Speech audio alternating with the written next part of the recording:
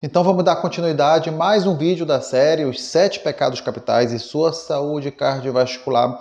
E hoje o assunto abordado vai ser gula. Esse é um dos 7 pecados capitais. Eu já fiz mais 3 vídeos sobre os 7 pecados capitais. Eu já falei sobre a soberba, já falei sobre a ira e já falei sobre a preguiça. E hoje a gente vai dar continuidade através da gula.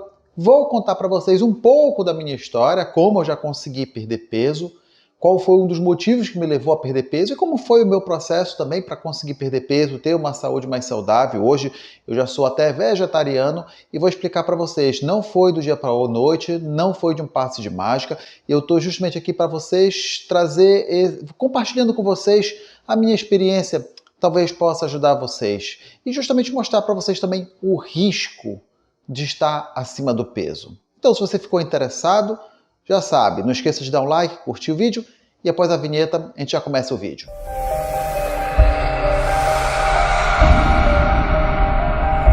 E rapidinho aqui antes de começar o vídeo, apenas pedir um favor para você, não esqueça de dar o like se você gostar do vídeo, né? Se inscrever no canal caso você esteja inscrito. E se você achar interessante esse vídeo, compartilhe com alguém, ajuda bastante e pode deixar seu comentário que eu vou tentar responder. Mas sem muitas delongas, vamos logo ao que interessa, vamos começar pela gula. Então, o que seria a gula? A gula seria um exagero, um consumo além do necessário, seja de alimentos ou seja de bebida. Sim, bebida também, porque a gente fala de gula, né? A gente só pensa que é apenas comida. E quando a gente fala assim, a gente só pensa no almoço. E esquece que existem vários momentos durante o nosso dia que nós temos as nossas refeições, nós temos o nosso café da manhã, nós temos o jantar, temos a nossa merenda, temos aquele momento de confraternização. E é interessante que a gente vê, justamente quando eu pergunto para meus pacientes sobre a alimentação deles, a primeira coisa que eles vêm falar para mim é sobre o almoço. É como se a pessoa apenas almoçasse. E engraçado, normalmente o grande problema não é o almoço. Então vamos imaginar que você pega um prato típico, vamos lá, do brasileiro. Nós pegamos um pouco de arroz, um pouco de feijão, nós pegamos ali uma carne, uma proteína qualquer, seja peixe, frango, ovo, qualquer proteína animal, coloca ali uma saladinha, um prato excelente. O problema maior não está no prato, o problema maior está na quantidade. Exatamente. Muitas das vezes a gente vai almoçar com fome e aí o que a gente faz? O famoso olho gordo. A gente acaba colocando no nosso prato mais do que a gente realmente precisa. É claro, também tô cagado de fome. E aqui fica uma curiosidade para vocês, né? Gula vem do latim glutiare, que quer dizer devorar, engolir pessoas, exatamente, olha só. Quer dizer, engolir uma coisa além do necessário. Essa aqui fica apenas como uma curiosidade para vocês que estão aqui assistindo, de onde vem o termo gula. Legal! Bem louco! E o problema é que a obesidade e o sobrepeso está se tornando um problema de saúde pública mundial.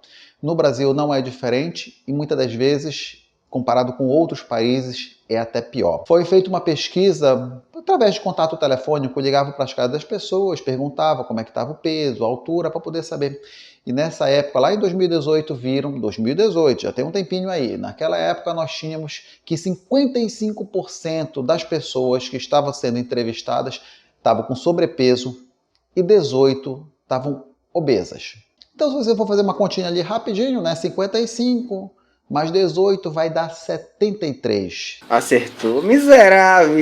Significa que 73% das pessoas aqui no Brasil estão, de alguma forma, acima do seu peso. E não tem como. Isso vai afetar a saúde da pessoa. É por isso que se tornou um problema de saúde pública. Antigamente, alguns anos atrás, algumas décadas atrás, o problema era a fome. Hoje em dia, é o excesso de peso.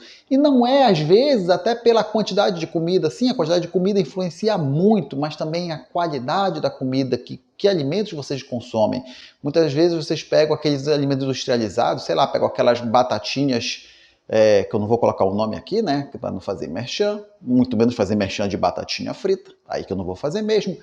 Poderia até fazer, se fosse uma coisa saudável, até faria, mas não, batatinha frita não vou fazer merchan, não.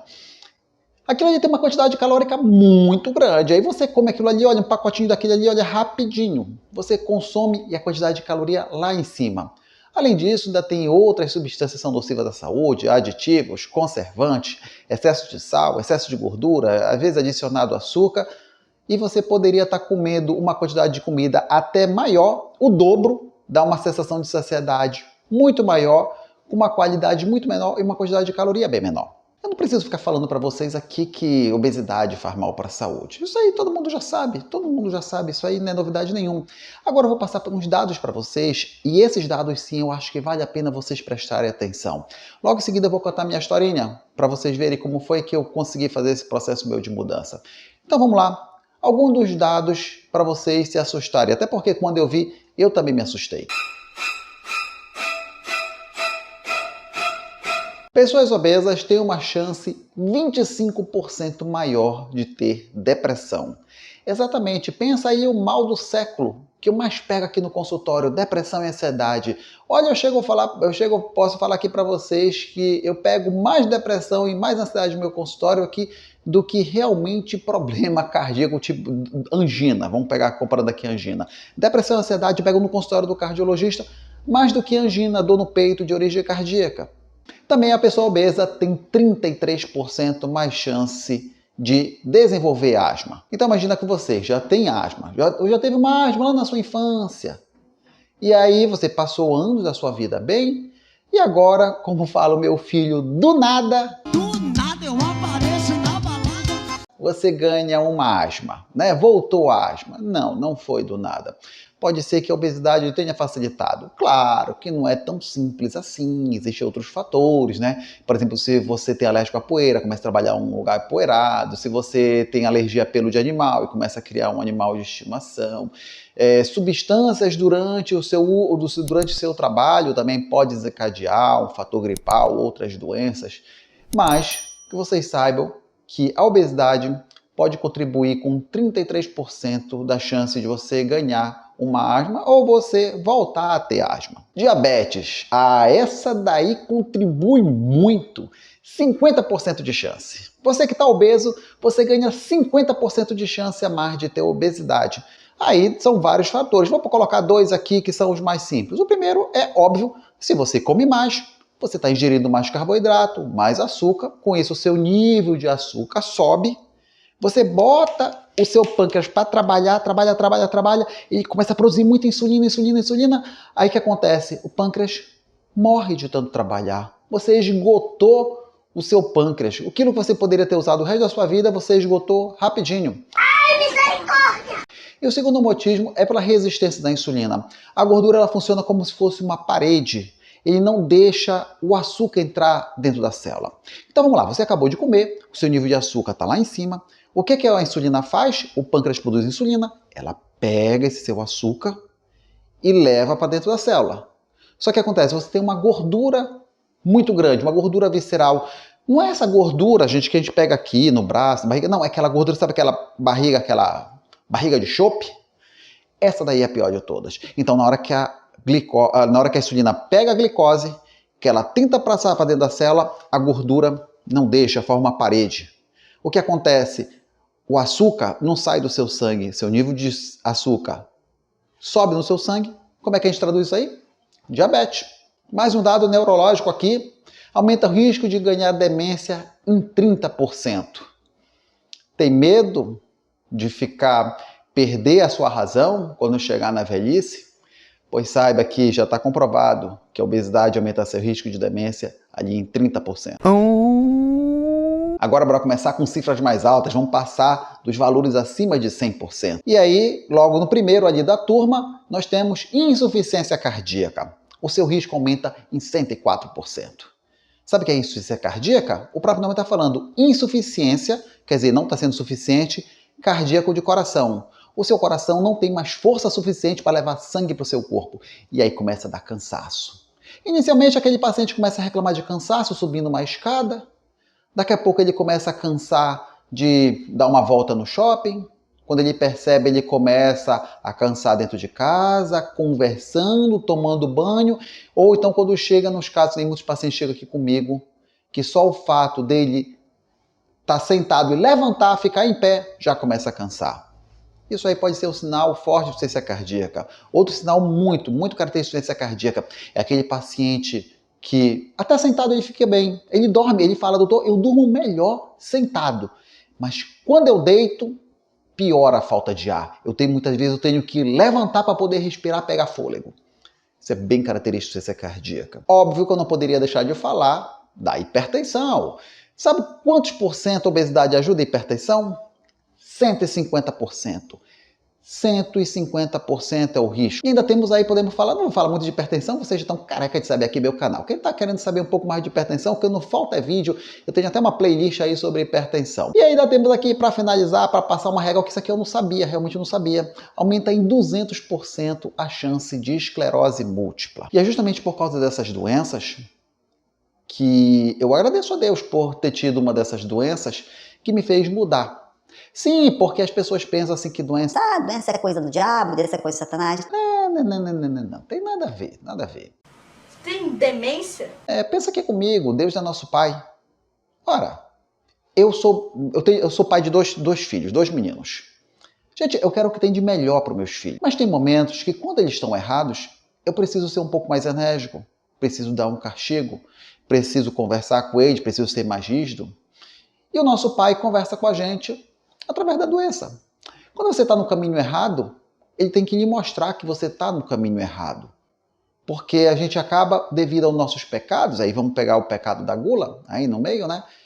A gente acaba danificando o corpo que ele nos deu. Um corpo tão perfeito, todo mundo sabe que é uma máquina maravilhosa, uma máquina perfeita, mas muitas das vezes, por indisciplina nossa, a gente detona o nosso corpo. É verdade. E essa é a palavra-chave de hoje, disciplina. Vou falar mais um pouco daqui a pouquinho para vocês sobre disciplina. Mas voltando aqui para minha historinha. Senta que lá vem a história. Então foi o seguinte, durante uma época da minha vida, vamos colocar aí mais ou menos uns 10 anos atrás, eu começava a atender 6 horas da manhã, eu ia terminar de atender 9 horas da noite. Muito, né? Pois é. Sabe como é que é o nome disso aí? Avareza. Queria ganhar muito dinheiro. Só que não era só isso. Eu também não fazia atividade física, não tinha tempo. Mas também porque eu não queria. Como é o nome disso aí? Preguiça. E também comia muito. Como é o nome disso aí? Gula. O que é que aconteceu? Fiquei obeso, fiquei bem acima do meu peso, a coluna ficou fraca, ganhei um problema na coluna até o dia que eu travei. E aí, quando eu travei, foi que eu tenho que mudar. Cheguei no ortopedista com medo de fazer uma cirurgia. Né? Quem não tem medo de fazer cirurgia na coluna? Ele falou, não, Cota, aqui basta tu fazer um RPG, um pilates, voltar à atividade física, perder peso, que resolve. E eu tive que mudar meu estilo de vida. Então, hoje em dia, eu quando dá às 16 horas, parei de trabalhar. Aí daqui eu já saio para o meu pilates, pego o dia que eu vou pedalar. Mudei minha alimentação. Aos poucos eu fui mudando. Gente, muito difícil você vai conseguir mudar sua alimentação do dia para a noite. Não vai ser assim não. Normalmente o que eu recomendo, até pode. Eu conheço o caso de pessoas que de forma radical mudaram. Mas também eu conheço pessoas que de forma radical mudaram e depois voltaram tudo que era antes. Eu prefiro um processo um pouco mais lento, à base da disciplina. Exatamente. Como foi que eu fiz? Primeiro, pequenas mudanças. Então eu tinha costume de almoçar Coca-Cola com yakisoba daquela marca famosa aí que vocês devem saber. De vez em quando aqui na clínica eu almoçava isso. E aí um dia eu disse, não vou mais comer isso. Aí eu comecei a trazer comida de casa. Eu pegava minha quentinha, tinha micro-ondas, eu aquecia. A comida normal, arroz, feijão, né, um pedaço de carne. Aí depois de um tempo eu comecei a comer mais salada. Depois de um tempo eu comecei a comer praticamente só salada. Até o dia que eu cheguei e falei, olha, eu não vou mais comer carne sexta e sábado. A minha esposa falou, não, então bora logo fazer logo sexta, sábado e domingo. Beleza, bora sexta, sábado e domingo. Primeiro final de semana foi ruim, o segundo foi tranquilo. Quando chegou no terceiro final de semana, eu disse, desisto. Não quero mais comer carne, não vou mais comer. E aí quando chegou no terceiro final de semana, eu senti que não havia mais necessidade de comer carne. Eu simplesmente falei, a partir de amanhã não como mais carne. A minha esposa falou, não sei o que, não vou mais comer carne. Não sinto mais necessidade, não vou mais comer. Pronto. E virei vegetariano. Inicialmente eu parei de comer carne, mas eu comia ovo. Hoje em dia eu já parei de comer ovo. Eu não sou vegetariano estrito, né? Eu sou lácteo vegetariano, eu ainda tomo leite. No futuro eu vou ver se eu tiro leite ou não. Nesse momento não tenho nenhuma necessidade, não sinto nenhuma necessidade de tirar leite. Aí depois eu comecei a comer alimentos mais saudáveis, assim foi. Esse é um processo, mas tudo com base na disciplina. Então quando eu dizia, eu não vou mais comer isso, eu não comia mais isso. Essa é a recomendação que eu dou para vocês. E hoje, minha coluna não dói mais. Não vai dizer que não dói, não dói, não dói. Mas tá, tudo bem. Dói um tiquinho de vez em quando eu abuso muito, sei lá, se eu for carregar, por exemplo, 2 caixas de leite lá para casa. Opa, e se eu forçar muito, aí começa a doer. Né? Mas via de regra, o dia a dia tá de boa, não sinto mais. Então veja só, graças ao pecado da gula, fez eu mudar meu estilo de vida. É isso que a doença tenta fazer na sua vida. Então, devido ao pecado, você adoece, e adoece e mostra que você está no caminho errado. Só que nem todo mundo consegue perceber isso, né? A pessoa que às vezes quer o quê? Quer a fórmula mágica. Quantos pacientes não chegam aqui comigo e falam: doutor, qual o alimento que eu posso que eu não posso comer? Às vezes eles querem o alimento mágico. Não, esse alimento aqui, olha, você come essa frutinha, come isso aqui, não sei o que, toma esse shake que você vai emagrecer. Eu não acredito nesse negócio de alimento mágico, não. Só besteira. Nem remédio. Hoje nós já temos remédios bons para poder emagrecer, né? Quem já ouviu falar aqui daquelas canetas que ajudam a emagrecer e realmente ajudam a emagrecer. Nós temos vários medicamentos também. Nós temos que falar aqui até da sibutramina também, mas tem um monte de efeito colateral. Então acho que cabe ao seu médico, você sentar a conversar, ver se vale a pena. Eu acho que vale a pena sim entrar com medicamento. Mas só o medicamento é só gambiarra. Não vai adiantar. Você precisa mudar também seu estilo de vida. Sou totalmente a favor, como médico, sou totalmente a favor do uso de medicamento. Mas eu uso de medicamento com a mudança do estilo de vida. Senão vira o quê? Apenas gambiarra. Você não mudou, você não conseguiu vencer o seu pecado. E essa é a palavra-chave. Como é que vai vencer o seu pecado? Através da disciplina. Tudo é disciplina, tudo. Ou você acha que eu não tenho vontade de comer um bolo de chocolate? Gente, eu sofro demais. Eu vejo bolo de chocolate, nossa, tenho uma vontade muito grande. Pensa numa coisa que eu sofro, é quando eu vejo bolo. Mas tem que resistir, né? Pois é. E quem faz eu resistir? A minha disciplina. E tem aqueles que falam o seguinte: Não, doutor Cota, mas eu como muito pouco, eu não como quase nada, eu nem sei porque eu sou obeso. Aham, sei. sempre vai existir um desbalanço da quantidade de caloria que você ingere, da quantidade de caloria que você gasta. Isso é simples. Pensa aqui comigo. Vamos imaginar uma pessoa que fala assim: Senão eu não como nada e engordo. coloca essa pessoa num campo de concentração. É claro que ela vai emagrecer, não tem como. Porque lá no campo de concentração você vai trabalhar muito, vai gastar energia e vai comer pouco. É assim que você tem que fazer. Qual é a melhor forma de emagrecer? Você diminui sua ingesta de caloria e aumenta o gasto calórico. Você pode apenas fazer uma dieta só diminuindo a ingesta de caloria? Pode. Funciona, funciona. Mas cada vez mais o seu corpo vai necessitar de cada vez menos. Por quê? Quanto maior o peso, maior a necessidade de caloria. É bem simples você pensar. Veja só, vamos imaginar que eu esteja com 150 quilos. Imagina a força que meu corpo tem que fazer, a energia que tem que gastar para poder sustentar 150 quilos. Não é a mesma força quando eu tenho 100 quilos. Não é a mesma força quando eu chego a 70 quilos.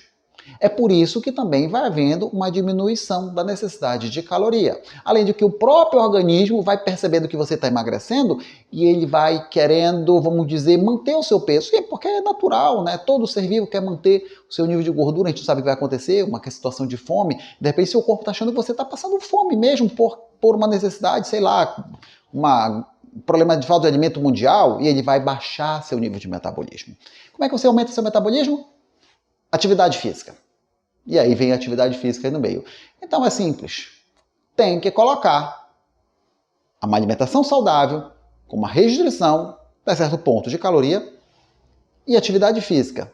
Simples na hora de falar, né? Vai colocar em prática. É difícil. E sabe o que vai fazer você dar certo?